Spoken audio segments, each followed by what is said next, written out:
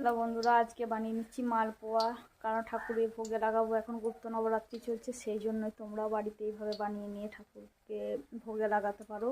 তো আজকে সেই সহজ মালপোয়া রেসিপিটা বাইরে না কিনে ঘরে তোমরা এরকম করে বানিয়ে নিতে পারো। তো আমি এখানে প্রথমে বানিয়ে কী করেছি, আমি চিনির শিরাটা করে নিয়েছি হাফ কাপ। এক কাপ চিনিতে হাফ কাপ জল দিয়ে একটু চিনি শিরা, তাতে এলাচ তেজপাতা দিয়ে দিয়েছি, আর কিছুটা মালপোয়া ভেজে নিয়েছি। ভেজে নিয়ে পরে এতে চিনি শিরা দিয়ে নিয়েছি। একটা মালপোয়া অলরেডি ভাজা হয়ে গেছে।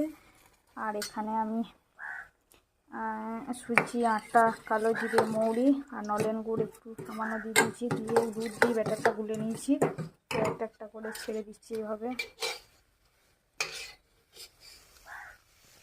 তোমরা এভাবে ঠাকুরে ভোগে লাগাতে পারো মালপোয়া।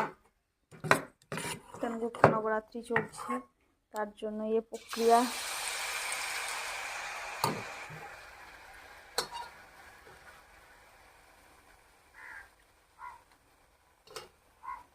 তো তোমরা ওইভাবে করে নিতে পারো মালপোয়া।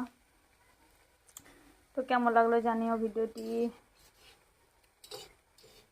পারলে লাইক কমেন্ট শেয়ার অবশ্যই করিও। পাশে থেকে চ্যানেলটি সাবস্ক্রাইব করে। তো আজকের মতো এখানেই, বাই, টাটা।